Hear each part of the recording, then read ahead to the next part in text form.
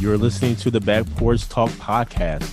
Danny and Jason had many discussions and debates on the back porch while making pivotal investment moves with assets. That's right, with trading cards. They welcome you to the back porch and right into those discussions about current sports news with a fresh and unique twist. So come on and join us.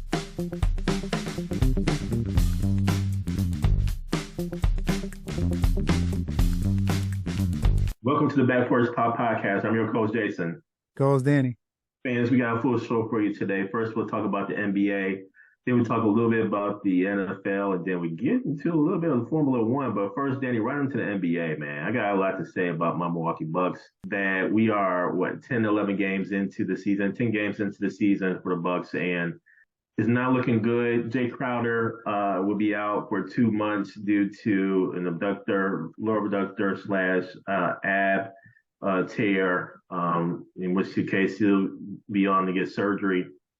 So I don't know what the Bucks are going to do in that place. There's going to be some more minutes there, possibly for Beauchamp, who's been playing, in my opinion, excellent off the bench. I think he needs to find a few more minutes there. But may also give Chris Middleton the opportunity to increase his load, to increase his usage there, in which case I think they need to do that so that way they can work out some cohesiveness on the court.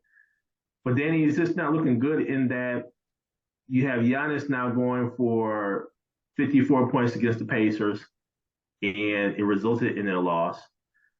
Went for 30-plus against the Bulls. We did win. But my concern here is the fact that the two-man game here was been highly touted before the season started of Dame and Giannis. They ain't working.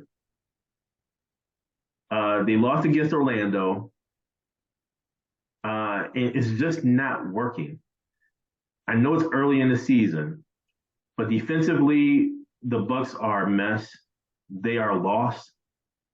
And I do give new head coach Adrian Griffin some points here with regards to going to the veteran players to figure out what can we do defensively. This is fourth game into the season. Mm-hmm. Next thing you know, Brooke comes back in.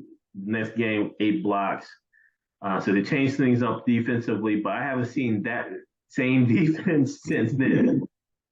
So I don't know what was said in the locker room to go back to revert back to the terrible defense. But looking at the games, Danny, I'll just say this. Connington, I really like the game, but he cannot defend these fast guards. They blow by him. Same thing with Dame. I've seen Dame give no effort at times. And last game, I actually saw him give some effort. It's give and take with him, and it's not consistent. And that is the key, to be consistent. The Bucks ranked 28th in rebounding. I don't know how the hell you just go from being ranked first and second over the past 5 years to 28th. Something going on scheme-wise, effort-wise. There's something happening there. And I'm seeing Brooke just not be the Brooke of old. I think they're trying to figure it out with Dame. But that doesn't replace effort in going after a rebound, or I've seen Brooke miss a whole lot of bunny layups. And it's just the rhythm. Now, I'll tell you who is playing well, Danny, and that's Bobby Portis. Yes. Bobby Portis is playing well. You need to give him some more minutes. Yes, he is. You want to win some of these games, you better give Bobby Portis some minutes. But here's my concern in doing that, Danny. Mm-hmm. Bobby Portis did play this summer for USA Basketball, and my concern is that he would get wiped out from midseason. Mm-hmm. So with Crowder being out for 2 months, my question is, what do the Milwaukee Bucks do? Do they need to go out and get another player for the bench? Caruso was out there. Mm-hmm. Defender. Yep. Bulls, I would imagine, are like a dumpster fire. I think they're going to be really pushing to They'll be sellers. Sellers, yeah. So do the Bucks need to go out and get another player for their bench? The second question is, are we really starting to regret the trade of Drew Holiday? Are we starting to regret the hiring of Adrian Griffin? Yes, sir, you are on the hot seat. I was saying 15 games, Danny. I think you gave it 20 games. I was trying to be lenient here, Jay. Listen, man, we 10 games in and it ain't looking good. Yep. It would be different for me if there was a lot more pick and roll action on a consistent basis throughout the game. Mm-hmm. It would be different for me if it was better plays being ran out of timeouts. It would be different for me if during the course of a game the players know what to run instead of being in, I don't know, YMCA, running a gun and just playing. It feels like they're just playing. There's no philosophy. Yep. I don't know what kind of offense they're running. It just feels so disjointed. And to me, that comes from coaching. Defensively, I don't know what the hell we doing. I'm seeing a 2-3 zone out there, and the Pacers, for example, are just moving the ball to the corner and hitting threes, wide open threes out the corner. And i.e., the Pacers are topping the league in corner three pointers. So there's no defensive game plan for that. And if you know that the Pacers are top in the league for corner threes, why the hell are you running the 2-3 zone? And I don't know, Danny. It just feels so disjointed on both sides here. I don't know if it's more so a philosophy of trying to hide Dame defensively. Yeah. It just feels so disjointed in Milwaukee. What say you, Danny? I didn't talk a whole lot here. Well, I just got a whole lot on my chest. Fans, got a whole lot on my chest here regarding the Milwaukee Bucks. It ain't looking good. I don't know. What say you, Danny? Jason, I think that's what it is. It's inconsistency. And like they haven't had a winning streak, like a substantial winning streak yet either.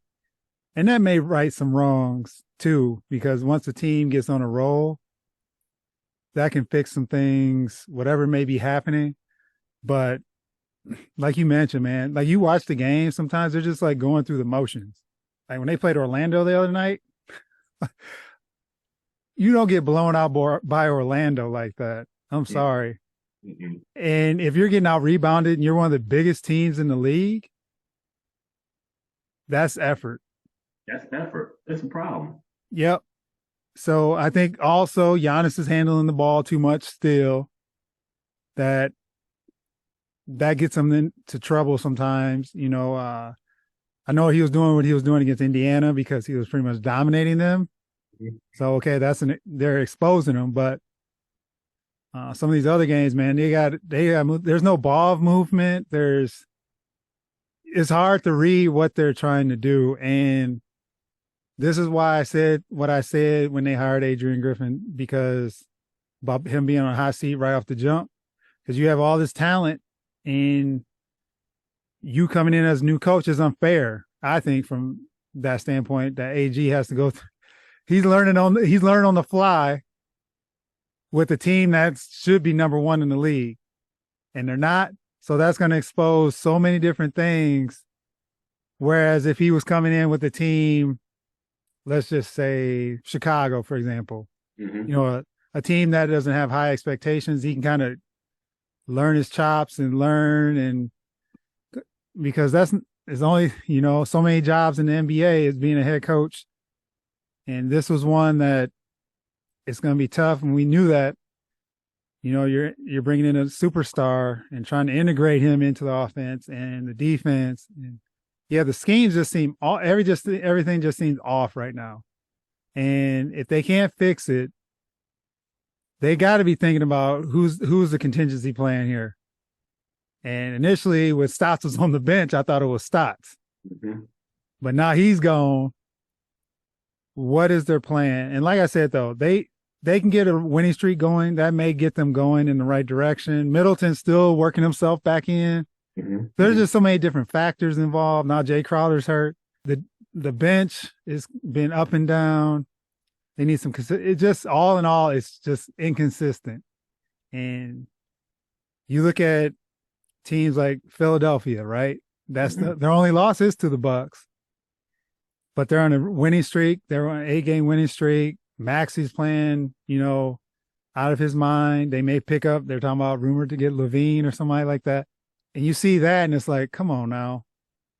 The Bucks are better than the Sixers, but if you look at them since that first game, the Sixers look way better than Way the back. Bucks. Well, but here's the reason why, though, Danny. That's because the Sixers have a philosophy Yes, that you can see on court, and it's actually them executing it. and they have an offense, and they run it through Embiid, Yep. and Maxi's playing. Man, you talk about playing off somebody really well, and that's why I understand what Harden was doing. Well, the Clippers are dealing with him right now, but so Yeah. Maxi's taking full advantage of this opportunity Mhm. to play off Embiid, and that's what Nick Nurse didn't do. If you look at it, he's not doing too much different than what Doc Rivers did. He's made some tweaks, and Philadelphia's playing the way they are. Obviously, it's early in the season, and we're not trying to go crazy with this, but it's just stuff you see in a game where if you're a championship contender, some of these things shouldn't be happening the way they are in these games, and the inconsistency, and you get a lead and you blow it, and then you're getting blown out by teams you shouldn't even be getting blown out by. So I think, like I said, 20 games, I'm gonna stick with that. And if they're still playing the way they are right now, then some discussions are gonna have to be made on what to do next. So they have some easier games coming up, but the Raptors are getting healthy. They play them tomorrow night, and then they have their in-season tournament game, I think, against the Hornets on Friday. So games Okay. they should win. So now we'll see if they struggle in these. That really shows you something. I think we're gonna struggle against the Hornets. We always tend to struggle against the Hornets for some reason. And I just say this too, Danny. I mean, to add in there with Boston, I mean, Boston is, lights out right now. And but the 76ers, to me, they put the ball in Maxi's hands, and it was actually an addition by subtraction, subtracting James Harden. So that locker room has had a chance to kind of breathe. They Mm-hmm. know their team moving forward. And I think that speaks a lot to just them playing basketball and not have to worry about all the other talks and hoopla outside of what's going on the court. Yep. Agree. Now, Danny, on to a little NFL talking where, oh boy, Green Bay Packers are in trouble. I said that the week before and the week before that. And I'll just say this, Danny. The Packers had an opportunity to win here against the Steelers. Jordan Love throws two crucial interceptions in the red zone, one in the end zone, which would have put them ahead, man. And I don't know, Danny. 23-19, the Packers take another L. They're 3-6, 1-4 away from Lambeau. It's just not looking good. I'm predicting that the Packers will not make it to the playoffs. And I'll also say this, Danny. I'm predicting the Packers to select a quarterback in the draft. Who they pick up, I don't know. But I think it's to a point now and where the Packers are going to really have a quarterback battle. Mm-hmm. And I don't know how much longer Jordan Love is going to last. Jordan Love, it just feels like there's not a true number one receiver, or Jordan Love hasn't found that go-to receiver, whatever the case may be. Green Bay Packers are lost. We'll see what happens, man. It's just not looking good for the Packers. What say you, Danny, about the NFL weekend? About your Packers, I think Romeo Dobbs is your number one.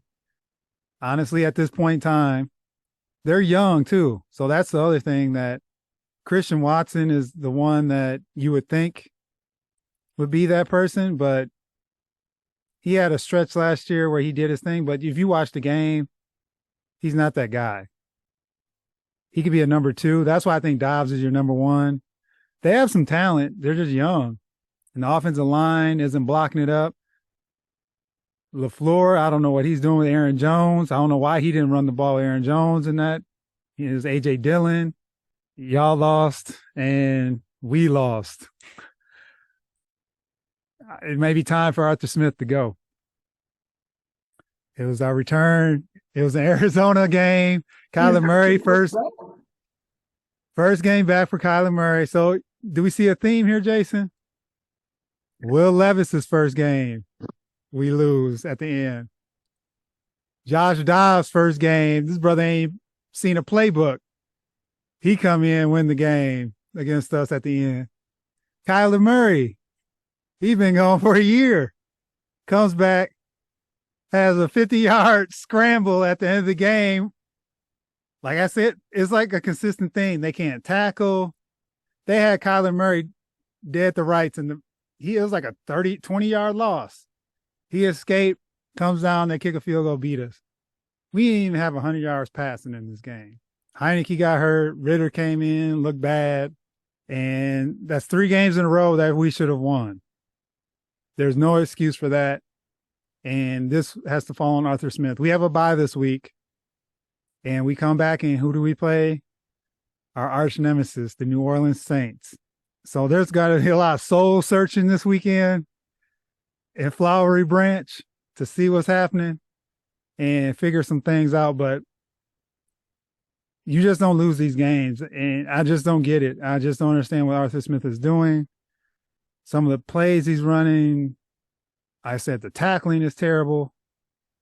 This team could easily be sitting in first place by like 2 games, but no, we're not. So thank goodness for a week off for us Falcons fans to get a break from this misery. And we'll see what happens when they come back after the Thanksgiving and play the New Orleans Saints. Danny, I'll just add to, just a couple of games that caught my eye. One, I was looking at the bottom of the ticker, and I was surprised to see the Jaguars just get beat down the way that they did against the 49ers. Yeah. 34-3. Honestly, that was in Jacksonville at that. And so I was really, really surprised to see how just that dominant of a score there. The other score that really caught my eye is that of the Houston Texans, man. They are balling against the Cincinnati Bengals, man. And you got to start thinking about C.J. Stroud being considered not only Rookie of the Year, but maybe even MVP. You need to give him some MVP consideration, some MVP love, man, because C.J. Stroud is, man, listen, he's balling. And who would ever thought that the Houston Texans would be where they are today? At 5-4, and now Danny on to Formula One, and where yes, Formula One is back on U.S. land, where they'll be actually racing in Vegas, first time in Vegas, and the popularity of Formula One has grown significantly here in the United States. I am a testament to that. You are a testament to that, becoming fans of Formula One now. Formula One on the United States land has been in Miami, has been in Austin, and for the first time again in Vegas.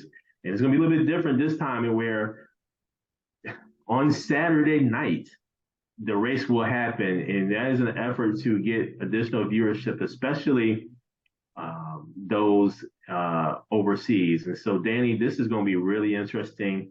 I'm really hoping that Max Verstappen does not win.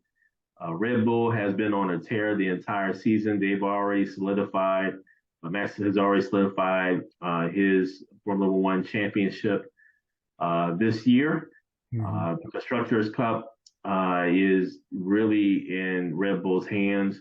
But I just want to see a very competitive race just go around. Mercedes is starting to kind of slowly inch themselves on up here. With some enhancements to the car and everything. But Red Bull has been really dominant this season, man. What I'm looking forward to in this race, though, Danny, is just to see how Vegas really shapes up and everything. And not only that, just the money that's going to be flowing in Vegas for Formula One is going to be outrageous. Yep.